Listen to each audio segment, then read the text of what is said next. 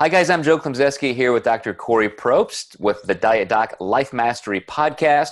We're at the end of our Thanksgiving mini-series titled The No Fat Gain Thanksgiving. And the first episode, we chatted about the premise and the setup and how we didn't necessarily want to just give advice on how to not eat what you want and how to, quote, stick to your macros.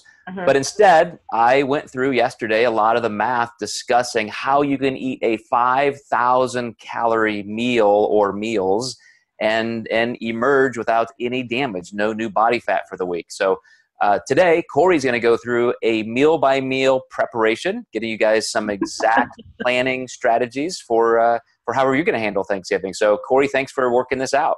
Yeah, you bet. It was kind of fun for me to go through each food item and figure out what it might look like with kind of moderate portions, and then what it might look like if we were to focus a little bit more on healthy preparation and how that would change the macros a bit and how much more it might allow us to eat. I'm still blown away by the total amount of food that you're telling everyone they can consume, because I don't even eat 3,000 calories on a day where I do a century-long bike ride. But well, remember that the whole premise was this is a week-long thing. So we're entering the week at a certain body fat level, exiting. So there will be a little bit of gain, perhaps, for some people, which is normal. But we don't want to end up having that normal holiday run where we end up, 7 pounds heavier on January 1st. And so, here's how. If you do want to indulge in pretty massive ways, here's how you can do it and not have any harm. Yeah, and I want to throw out a caveat, or maybe a disclaimer would be a better term for it as we kind of launch into this. It's that let's all go into this holiday not with the typical strict diet mentality, where it's all going to be shame-based and I can't eat that and that's not on the plan, and it feels very constricting. So I just want to encourage everyone to go into this openly, that there are no foods that are off limits or that are bad, and there are going to be foods that maybe you just choose to leave well enough alone because you don't enjoy them. And there are foods that you might eat a little bit more of, and that's okay. So, with that. Yeah, perfect. Okay, I'm going to share my screen, guys. So for those of you who are just listening, I'll do my best to explain it in a way that is understandable for you. But here we go. Perfect. Can you see it? All right. Yep. The 5,000 calorie Thanksgiving. I'm not going to reiterate what we talked about in our previous podcast where Joe went through all of what you need to know regarding the week. But here is what your Thanksgiving meal might look like if you're eating just moderate portion sizes of the traditional fare. And this isn't with any modifications to try to make things healthier at all. So we have turkey breast, we've got half a cup of stuffing, we've got 4 ounces of candied sweet potatoes. These are the moderate portions, guys. These aren't the, I'm going to mound it up on my plate, so I have to start at the top and work my way down. Half a cup of green bean casserole, half a cup of mashed potatoes. We did say yesterday, Joe, and I think that most people are going to be drinking alcohol on this holiday. At least wine is everywhere in California. Like, no one has a meal without wine here. A roll, and then a slice of pumpkin pie. So when we break it down, we've got about 50 grams of protein. We've got about 220 grams of carbs and about 50 grams of fat. Okay, which totals about 1,500 calories. Now, you had said we can eat 3,000 to 5,000, depending on whether we're male or female and, how much we're depleting during the week. That's like 2 full meals for me. 2 full meals. That's 2 cups of mashed potatoes, 2 pieces of pumpkin pie, 2 rolls, 8 ounces of sweet potatoes with all of the fixings on top of them. That's a lot of food. So here's what comes to my mind, Kori, is that this does look very moderate for a Thanksgiving meal. I mean, 4 ounces of this, 1/2 a cup of that, Moderate. only 3.5 ounces of turkey, only 1 slice of pie. But here's what's amazing. It's still 1,500 calories. In a normal context, this is an important point. We tend to look at our normal day, our normal diet one way, and then we look at an event at another, and we don't carry over that same level of objectivity or accuracy. And for somebody to say this does look pretty moderate, and yet it's still more or as much as a normal day is an incredible fact when you see it on paper. I am in 100% agreement with you, because 1,500 calories, I've been tracking my food for years. I'm not working on losing body fat right now. I know that where I'm at right now in training and performance-wise and the amounts of calories I burn per day and how much I eat, 1,500 is my average amount consumed on a daily basis. And this is like you said, this is one meal of my entire day. That's why Thanksgiving is amazing. When I was talking to Ben, I'm like, are you excited about Thanksgiving? He's like, I get to eat. I mean, it's the first thing people think about. Absolutely. Yeah. So I'm going to go to the next slide, which is just a quick review, guys, of what Joe explained in the previous podcast. So with women, we've got about 400 grams of carbs and 195 grams of fat to literally spend. That's our Thanksgiving Day bank account. And for men, about almost 600 grams of carbs and almost 300 grams of fat. So just to remind you that that's a possibility. You don't have to go there. And I'm not going to, and that's what I wanted to show you in this next slide. I had mentioned I'm going to have a lot more turkey than that. So I estimated on average, I'm probably going to have about 7 ounces, okay? I'm going to have the stuffing. I am. I'm going to have sweet potatoes. I'm not cooking the sweet potatoes, though, in the traditional way, where tons of maple syrup, butter, and brown sugar. Not doing that. What we do, we chop them up, we throw them in the crock pot, and we put a ton of cinnamon in there. And then they candy up because of the cinnamon and get sweeter that way. So this saves what the previous slide showed. That was about 50 grams of carbohydrates. It saves me about 36 grams of carbs by eating it that way. And then there's no fat either without all of the butter that people throw on it. I'll have the green bean casserole, but it's significantly lower in fat because I'm going to use fat-free cream of mushroom soup. You can't taste the difference. Your guests won't be able to taste the difference either. We don't need all that saturated fat.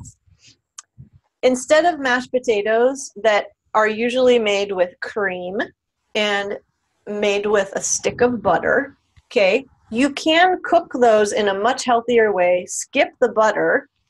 Make it with broth of some sort, whether that's chicken or turkey broth or veggie broth, right? And you can always use fat-free Greek yogurt instead of butter. That is an awesome substitute. All right, so you still get the creaminess there. Add salt to it if you need, because butter is usually salty if you're using salted butter. But I'm going to have sweet potatoes. I'd much rather have those than mashed taters. And I'm going to be roasting carrots. I love roasted carrots, which saves me, if you look at this, what, Joe? What's the math? 24 grams of carbohydrates. So that's half a cup of starch right there. Mm-hmm. Saves me 8 grams of fat. Comes roasted carrots, 41 calories. 1 cup of mashed potatoes, 240 calories. I'm not going to be drinking wine, not interested. That's 5-ounce glass of wine has about 32 grams of carbohydrates. That's a cup of potatoes. Like, this is where you can get into what's most important to me. What am I going to enjoy the most? So I'm saving about 125 calories there. A roll, it depends on the type of roll. Um, we're not having rolls because there's so much starch and carbohydrates in the dinner to begin with. It's kind of like it feels unnecessary, and I don't think anyone's going to miss them, but I'm Ooh. particular about my bread, right? I like certain types of bread, some I don't. I got to disagree on that one, man. You love the rolls? Trey is at home right now making his grandmother's recipe of dinner Ooh. rolls that are just you've never tasted anything that good in a bread product.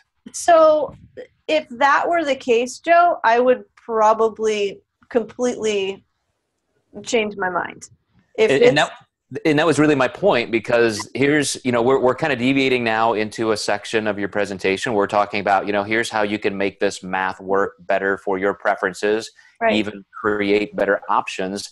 And that is really the entire premise of why we're doing this. It's not to just make this how to eat Thanksgiving dinner with normal, horribly tasting cheats and hacks in yeah, recipe preparation. You can have some of the things that you would normally love to indulge in, mhm, but if you save a little bit where you can, where it doesn't matter, you really will enjoy the whole process. exactly right. I'm a little upset, Joe, though, that I was not presented with this grandmother's recipe roll when I ate with you. I'm pretty sure you just skipped That over them. that We have them every year. I may have just assumed it was just a crappy Hawaiian whatever roll that Yeah, you just put your little indignant nose up and walked right past them. I probably like went into the kitchen when no one was looking and was like, oh, how did I miss that? I'll see if we can send you a couple. We'll see if they can travel to California. They've got to be good if they can make it that across the miles like that. Pumpkin pie. I crossed this off because here's the thing, I love pumpkin pie. I love it. However, I don't love it if it's warm. And I think most people like a warm pumpkin pie. I like it if it's been in the fridge for a long time and it's like solid and dense. So it's just one of those things. Like I love broccoli. Everyone knows this at this point. I hate it raw. I will not eat it raw. I love it steamed and almost soggy there. And I'm going to be having 2 cups of that. And a large salad with tomatoes and cucumbers and feta and spring mix. Okay, now I'm adding a bunch of color. I want my plate to look very pretty. It's going to be more fun for me to eat if my plate is pretty. And a serving of dressing. Now, I did add pumpkin pie at the end because, see, this is the thing. If I'm like, oh, it's cold, now I'm going to eat it, then I'll add it onto my day. Here's what it came to. I added about 30 grams more of protein. That's 132 grams of carbs. It's 34 grams of fat. I added protein, lowered carbs, lowered fat, and this meal now is 1,170 calories. So that could literally be, this could be my meal. And I could have like a normal sized breakfast or even 2 smaller meals before my Thanksgiving dinner and not feel like I had to really scrimp beforehand or starve up to the meal or anything like that. So the Kori plan is to eat normally up to Thanksgiving, Yes. make what you want fit, and then the next day you're still in the same place. It's like it never even happened. And that's a perfectly fine way to eat. If you, number one, have that kind of discipline and you don't necessarily miss having a higher day. Certainly that's a larger meal, but some people do feel like, just like we have any kind of a higher calorie day, there is some value to that. So, you can, I showed the extreme, you're showing the other side. I like how you've got these options. Yeah. So on this next slide, guys, all I'm doing is showing you the comparison. The moderately sized, normally prepared Thanksgiving meal, 1,504 calories. My dinner, 1,170 calories. So not super difficult. I wanted to go through some tips that those of you who are interested in making some healthy modifications could use. Now, as you said, Joe, like there are a lot of traditional recipes that have been part of the family for a long time, and that's important for a lot of people. I don't have any of those. I don't have ages and generations old recipes that you just don't mess with.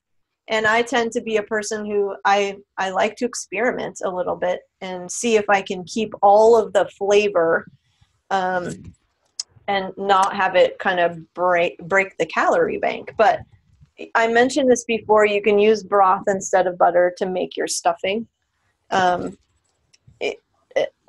know that Tracy I loved her stuffing, and it's all homemade. Like she makes the best. Every kind of bread that goes into it, and it's so fresh, and I've never tasted anything like it. I won't be doing that. I'll have to send you some of that too. Well, no, I won't, because I'll eat it all.